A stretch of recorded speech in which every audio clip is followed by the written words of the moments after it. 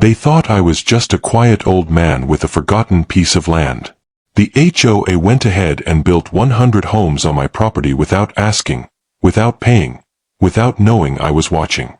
What they didn't know is I had been planning a legal trap for years, and when it snapped shut, the entire neighborhood would never be the same. You're about to hear how I turned the tables, exposed the corruption, and made the entire HOA wish they'd never crossed me. Welcome to the HOA Discover channel. If you find out this story interesting, hit the like button, leave a comment, and don't forget to subscribe. Let's get back to the story. I was never the kind of man who flaunted what he owned. I didn't wear flashy watches or drive a brand new truck.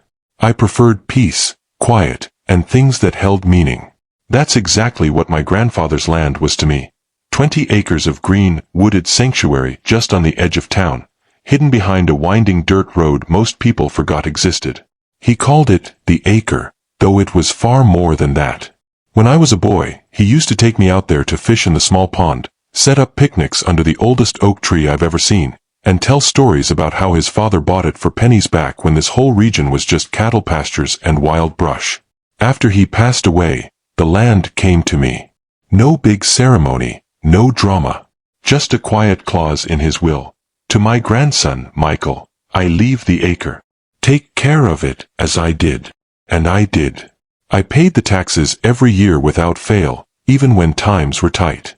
I kept the deed locked in a fireproof box, updated with each legal change and boundary survey. But most importantly, I kept the land untouched. It was my escape. No buildings. No for sale signs. Just nature doing what it did best, growing wild and free. Over time, the town grew around it. What used to be miles of empty fields turned into housing developments, shopping centers, gas stations. The buzz of daily life edged closer and closer, but the acre stayed quiet, a green island in a concrete sea. People probably thought it was abandoned, maybe even forgotten. But I hadn't forgotten. Not for a second. One cloudy Thursday morning, I had some errands to run on that side of town. It had been a few months since I'd visited the land. I wasn't worried. There wasn't much to steal from empty woods, and I had no reason to expect trouble. As I rounded the final bend in the road, I slowed my truck, ready to soak in the familiar sight of trees and brush. But what I saw instead made my heart stop cold. Bulldozers. Excavators. Construction trailers. The entire edge of my land had been leveled, flattened into red, dusty soil. Trees I'd climbed as a boy were gone. In their place were flags marking sewer lines, heavy equipment rumbling across the earth, and wooden frames already rising from concrete foundations. I blinked, hoping I was mistaken. Maybe I was off by a road? Maybe I had taken a wrong turn? But no. I pulled over, heart pounding, and stepped out. The air smelled like diesel fuel and fresh-cut lumber. There, nailed to a temporary post, was a large development sign, now selling, Meadowbrook Estates, Phase 1. I felt sick. I walked farther in, dodging workers and machines. Nobody stopped me. They probably thought I was a new buyer or investor. I made it to the top of the hill where my grandfather's favorite oak tree used to stand. It was gone. In its place, a porta-potty. It was my land. I knew every inch of it. But it had been ravaged, torn apart like it was nothing. And the worst part? Nobody had told me a damn thing. I drove straight home, shaking, and pulled out the deed. Still in my name. Still legally mine. The map hadn't changed. The county records hadn't changed. But something had gone terribly wrong. That's when I knew, this wasn't just a mistake. This was theft, and it wasn't going to end with just an angry phone call. This was the beginning of something far bigger than a property dispute. This was the moment I realized. I'd been robbed in broad daylight, and no one saw it coming. I didn't sleep that night. After seeing bulldozers tearing through land I'd spent my life protecting, the land that held my grandfather's legacy, my chest ached with a rage I hadn't felt in years. I was angry, yes. But more than that, I was confused. How could something so massive happen on my property without a single letter, email, or phone call? The next morning, I returned. This time, I wasn't just observing. I was investigating. As I pulled in, the transformation was almost complete. Rows of houses, already painted and landscaped, stood proudly like soldiers in uniform. Wide, smooth asphalt streets stretched across what used to be soft soil. Mailboxes stood in neat lines.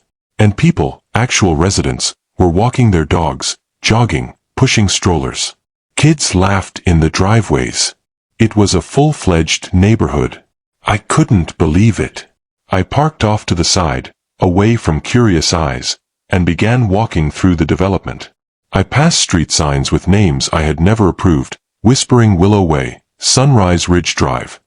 They sounded poetic, sure, but every step I took reminded me of what had been lost. Trees, the pond, the swing I built by hand, all erased like they never mattered. Then, I saw the worst of it. A smiling realtor stood under a pop-up canopy near the model home. Colorful balloons danced above her head. A sign read, "Welcome to Meadowbrook Estates. Homes starting at $389,000. People were touring houses like they were walking through a furniture store, sipping bottled water and nodding at crown molding and quartz countertops. I swallowed the lump in my throat and approached the woman behind the folding table. "Excuse me," I said, trying to keep my voice even. "Who's in charge of this development?" She looked up, not sensing anything wrong. "That would be the Meadowbrook HOA, she chirped. "Would you like a brochure? We have townhomes and single-family options. There's even a pool being built next month." I took the brochure without looking at it. "And the land?" I asked slowly. "Who did you buy the land from?" She blinked, confused. "From the developer, I assume. They're contracted through the HOA board and the City Planning Commission. We just handle sales here." I clenched my jaw. This woman was just a salesperson, but she'd confirmed what I feared. These homes were official, built under the assumption of ownership, but I had never sold anything. No transfer, no agreement, no signature. It got worse. I went to the city records office that same afternoon, demanding an emergency review of the property filings. The clerk, an older man who'd been there for decades, scanned the parcel number and pulled up the file. It still listed me as the legal owner. No sales. No eminent domain filing. No variance or zoning requests tied to my name. But overlaying my land was a new digital layer, one labeled Phase 1, Meadowbrook HOA. I stared at the screen in disbelief. Where did that overlay come from? I asked. He shrugged. Looks like someone attached the wrong parcel to a development file, or they used a blanket property map when filing the permits. I leaned in. So you're telling me 100 homes were built, legally permitted, without the actual land being owned? He looked up, suddenly alarmed. That's not supposed to happen. I walked out in silence, the brochure still crumpled in my fist. On the cover was a photo of a happy couple holding keys, standing in front of a house that stood where my grandfather's pond once was. No one had asked permission. Not the HOA. Not the builders. Not the city. They'd carved a neighborhood out of my history like it meant nothing, all built on land that never stopped being mine. And now, whether they realized it or not, every single home was standing on stolen ground. But I wasn't going to yell. I wasn't going to protest in the streets or argue with salespeople. No, I had something far better than noise. I had the law, and I was about to use it like a scalpel. The next step was simple. I had to speak to the ones pulling the strings. Not the realtor. Not the construction crew. No more middlemen. I wanted the source, the so-called authority who thought it was acceptable to build an entire subdivision on someone else's land. After some digging and a few polite but pointed conversations with city staff, I found out who I needed to talk to. Judith Mallory, president of the Meadowbrook Homeowners Association. A former real estate agent turned power-hungry HOA queen, Judith was known around town for her strict standards, her micromanaging emails, and for firing landscapers if the grass grew a quarter inch too tall. I scheduled a meeting under the pretense of being a concerned neighbor interested in development plans. It didn't take long to get an invitation to the HOA's next board meeting, held at the freshly built community center, also standing right in the middle of what used to be my grandfather's favorite blackberry patch. I walked in wearing a button-down shirt, calm demeanor, and carrying a manila folder stuffed with deeds, tax receipts, and property surveys. I wasn't there to cause a scene. I was there to observe how deep the arrogance ran. Judith stood at the head of the room, flanked by 5 other board members who looked like they'd stepped straight out of a suburban political drama. Crisp clothes, smug smiles, and eyes that had scanned too many HOA bylaws and not enough real legal documents. "Good evening," she said, plastering on a customer service grin. "You must be Michael. You said you had some questions." "I do," I replied, setting my folder down. "I believe you've built your entire development on my land." Silence. At first, they thought I was joking. Then Judith tilted her head like I was some confused old man. "You must be mistaken," she said flatly. "This land was part of the Meadowbrook acquisition deal. We have all the paperwork." "I'm not mistaken," I replied calmly, opening the folder and sliding the original deed across the table. "This property, parcel #G19-072, has been in my family for over 70 years. The county tax office still bills me annually. The title has never changed hands." One of the board members scoffed. Another chuckled, whispering to the guy beside him. Then Judith leaned forward, her tone sharp now. "Sir, you don't understand. This is community land now. The homes have been sold. Families have moved in. What's done is done." I stared at her for a moment, watching her confidence teeter right at the edge of recklessness. "That may be," I said slowly, "but the land still legally belongs to me. And what's been done is called trespassing, unauthorized construction, and possibly fraud. You didn't buy this land. You invaded it." That's when the attorney spoke up, a guy in a navy suit who clearly thought he was smarter than everyone in the room. He chuckled and waved a set of copied documents. "I've reviewed everything," he said. "Our maps show the property was zoned for Meadowbrook. The developers acquired a permit." "Yes," I replied, "but not my signature. Not a transfer. Not a contract. Every permit you've acquired is based on a false assumption. That's not how land ownership works." The lawyer's smile faltered for a second, just a crack, but he covered it quickly. Judith, on the other hand, doubled down. "I'm afraid this isn't going anywhere," she said. "The HOA won't be intimidated by vague threats or false claims." I slowly closed the folder and stood. "No threats," I said quietly. "Just facts. You built 100 homes on land you don't own. I've already filed a formal complaint with the county recorder's office. Next comes the court, and trust me, they won't dismiss it as easily as you have." Her smug look didn't fade immediately. It took a few seconds. But I saw it. That brief flicker of realization that maybe, just maybe, she'd stepped into something deeper than she thought. I didn't yell. I didn't threaten. I left that meeting as quietly as I had entered, knowing full well that the HOA had just made the biggest mistake of its existence. They thought I was just a landowner. But they didn't know I was also the trap they had just walked into. The minute I walked out of that HOA meeting, I knew exactly what I had to do, and yelling wouldn't accomplish it. I had to be smarter, quieter, precise. This wasn't just personal anymore. It was about principle. My grandfather raised me to stand tall when someone tried to take what wasn't theirs. I wasn't just going to take them to court, I was going to bury them in it. I started with the first weapon in my arsenal, proof. The very next day, I contacted my old friend Daniel, a sharp property attorney I'd met years ago when settling another land dispute involving a distant cousin. If anyone knew how to navigate the complicated mess of real estate law, title errors, and government missteps, it was him. When I explained the situation, he didn't laugh. He didn't even sound surprised. HOAs and developers have gotten too bold, he said over the phone. They assume no one's watching. But if you have the deed, the tax records, and no record of a legitimate land transfer, they've got a massive problem. We got to work immediately. I hired a licensed land surveyor to redraw the boundaries of the property using GPS coordinates and county GIS data. When he came back with the report, it confirmed what I already knew. The entire Meadowbrook development, all 100 homes, the clubhouse, the playground, and even the retention pond, were squarely built on land legally belonging to me. No overlaps. No confusion. They had built their empire on my soil.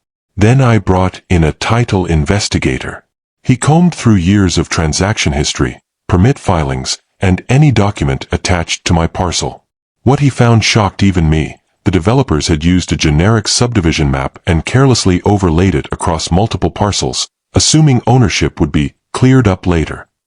But no transfer, no sale, and no release had ever been executed with my name. It was textbook fraud through negligence. Next, I started gathering visual evidence. I flew a drone over the entire development, capturing high-resolution footage of homes, lots, fences, and even backyards stretching across my property line. Every frame was time-stamped and geo-verified. I recorded HOA meetings, took photos of construction crews still working on Phase 2, and saved every real estate listing showing homes for sale on my land. But I didn't stop there. I filed Freedom of Information Act, FOIA, requests with the City Planning Department. The results were staggering.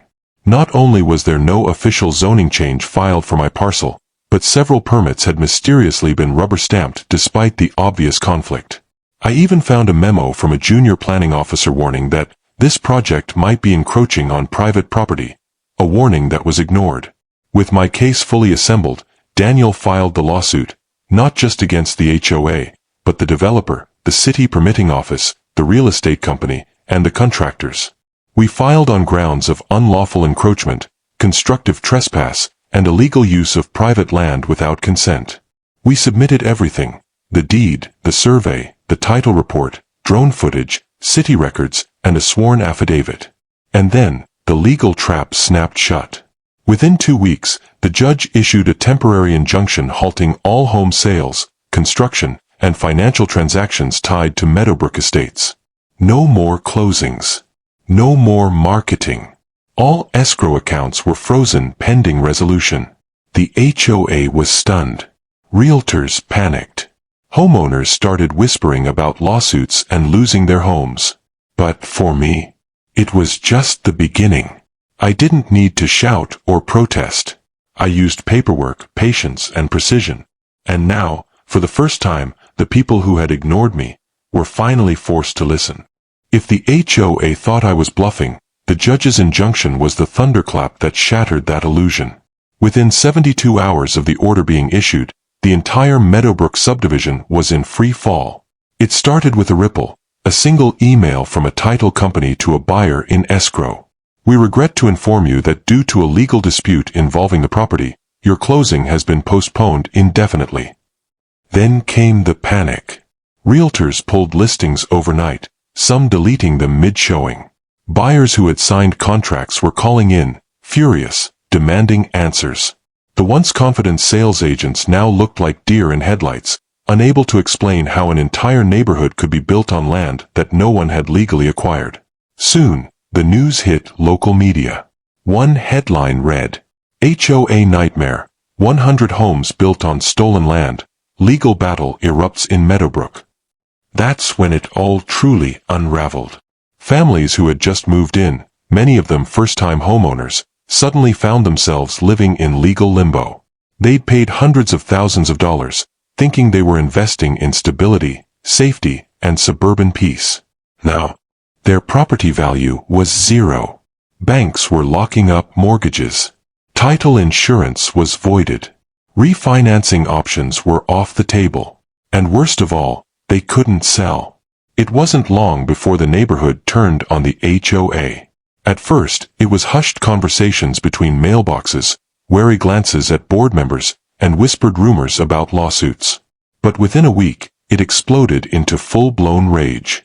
A group of residents stormed the next HOA meeting, demanding answers from Judith Mallory and the remaining board. I didn't attend. I didn't need to. My drone captured everything. You told us this land was clean, shouted one homeowner. I'm paying for a mortgage on land that's not even legally mine, another yelled. I want my money back, Judith. You said we were protected. Judith, for once, had no smug smile. The confidence had drained from her face. The iron-fisted president now looked like a cornered animal, overwhelmed and outmatched. When asked how the HOA had approved development without confirming ownership, her answer was a shaky, we relied on the developer's documents. Wrong answer. Lawsuits began piling in from homeowners against the HOA, the developer, and the city. One brave soul even launched a class action suit, representing over 50 families now trapped in the subdivision mess. I kept my distance from that storm. My fight was with the institution that robbed me, not the innocent families caught in the wreckage. Still, it was hard not to feel a grim sense of justice. The HOA tried to silence the truth, releasing cold, deflective statements blaming the clerical error on outdated zoning maps and poor communication with city officials. But the community wasn't buying it. Neighbors who once flew patriotic flags on perfect lawns were now putting up angry banners. This home was built on stolen land. Judith lied. We pay the price. Where's our deed? The once charming Meadowbrook estates began to look like a ghost town under siege. Open houses boarded up, construction halted mid-frame, real estate signs tossed in dumpsters. The HOA's reputation wasn't just tarnished, it was incinerated. And still, I waited. Because the true reckoning hadn't even started. The courtroom was next. And when it came, I wouldn't just walk in as a plaintiff. I'd walk in as the man who held the deed, the truth, and every legal right. The day I stepped into the courtroom, it wasn't just about land anymore, it was about accountability. The room was packed, wall to wall. Residents from Meadowbrook filled the gallery, whispering nervously. Reporters lined the back rows, pens ready, cameras just barely concealed behind briefcases and bags. Everyone was waiting to see how the story of the stolen subdivision would end. I took my seat beside Daniel, my attorney, calm, steady, and armed with more documentation than most county offices. Across the aisle sat a battalion of suits, the HOA's legal team, the developer's lawyers, city officials, and the smug attorney from the HOA board, the one who once laughed at my claims. He wasn't smiling anymore. The judge, a stern woman with over 30 years on the bench, wasted no time. She opened with a pointed statement. This case raises serious concerns about due diligence, abuse of authority, and the exploitation of legal gray areas for profit. I could feel the temperature in the room shift. Daniel rose first, calmly laying out our argument like a surgeon making precise cuts. He presented the original deed, county tax receipts, GPS-based surveys, title chain reports, and correspondence records that proved beyond all doubt that I, and only I, owned the land the HOA had built on. Then came the drone footage. Image after image showed homes, sidewalks, fences, and parks, all carefully annotated to show they sat on my legally defined parcel. You could hear gasps as the footage played, including from some of the homeowners sitting in the gallery. Faces dropped. Some turned pale. They hadn't seen it presented this clearly before. When the HOA's lawyer took the stand, he tried to deflect. He blamed developers, city clerks, and even ambiguous mapping software. He presented a map, poorly marked and clearly altered, claiming a zoning shift that allowed construction. But under cross-examination, Daniel shredded him. Who signed the transfer of property? The lawyer stammered. No one. Who verified the deed before permits were issued? He mumbled. No one. Who authorized construction on a parcel that never legally changed hands? Silence. The courtroom was dead quiet when the judge finally delivered her ruling. It is the judgment of this court that the HOA of Meadowbrook, its developer partners, and the responsible city departments have engaged in negligent, and in some cases, fraudulent, use of private property. The plaintiff retains full legal ownership of the land and is hereby awarded compensatory damages. The number? $28.6 million. You could have heard a pin drop. The HOA board members, Judith included, sat stunned. Her face drained of all color, her mouth slightly open. The gavel hit the desk. It was done. But I wasn't done with them. As part of the settlement, I offered the residents a lifeline. I had no intention of displacing families or watching children be evicted from homes built on someone else's lies. I knew they were victims too. So I made them an offer. Buy your lots back from me, at a fair price. No inflated HOA nonsense. No corporate middlemen. Just land, clean, direct, and honest. Over 90% accepted. The HOA dissolved. Judith resigned in disgrace, under threat of personal litigation. The developer bankrupt within the year, after a class action suit from angry homeowners. In place of the HOA, I helped form a new neighborhood agreement, a resident-run council with transparency, fairness, and no abusive fines or bylaws. The people cheered, not just for the victory, but for the restoration of justice. I didn't win through force. I didn't need to raise my voice. I just stood my ground, and let the truth do the heavy lifting. It's been 6 months since the judge's gavel came down, and I still remember the sound. It wasn't just the end of a trial. It was the end of the lie, and the beginning of something much bigger. Today, I walk those same streets, my streets, but the feeling is different now. Back then, I walked through this neighborhood as a ghost. The land was mine, but the world around it didn't see me. They paved over my legacy without asking. They smiled in their fancy offices and filed their fraudulent paperwork, thinking the old man with the deed would stay quiet. They were wrong. Now, as I stroll down Whispering Willow Way, children wave at me. Some of them even ride their bikes on the same trails where I used to follow my grandfather with a fishing rod in hand. Their parents nod at me from porches, not with fear, but with respect. Not because I tore something down, but because I built something better in its place. When the dust settled from the court victory, I had a choice. I could have sold the land to an investor for a quick payday. I could have evicted every family, sued for even more damages, and watched the whole subdivision be bulldozed out of spite. But I didn't. I sat down with every homeowner who would listen and told them the truth. You were misled. You were used. But I'm not here to punish you. I'm here to give you a second chance. So I offered them their land, not through an HOA, not through a corporation, not with endless fine print. Just a fair sale. No hidden fees. No threats of fines for the wrong shade of mailbox. Just freedom, plain and simple. They called me the quiet landowner in a local news story. The article went viral. A man who refused to back down, outwitted a corrupt system, and saved an entire community from collapse without ever raising his voice. But those headlines didn't show the real victory. The real victory was when I helped a single mom secure her title free and clear, after months of fear she'd be forced to leave. It was when a veteran finally stopped waking up in anxiety over whether his dream home was going to be ripped away. It was watching the community plant a tree in the roundabout where the old HOA sign used to stand. They called it the Freedom Oak, in honor of the one they tore down to build this place without asking. Irony has a funny way of circling back. Today, there is no HOA here. Just neighbors. Real neighbors. The kind who knock on your door when your car lights are left on. The kind who mow each other's lawns when someone's out of town. The kind who don't need a committee or a contract to be decent human beings.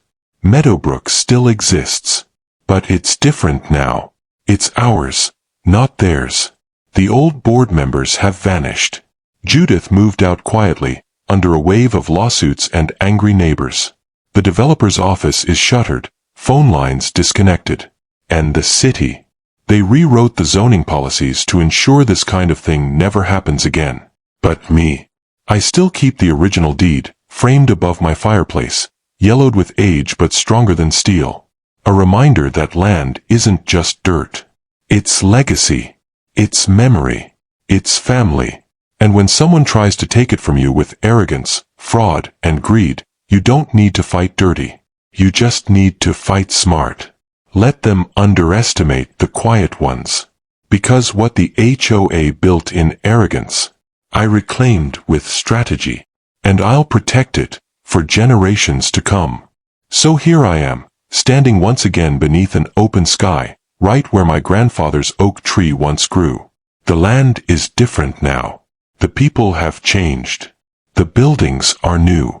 But the spirit of this place, that never left.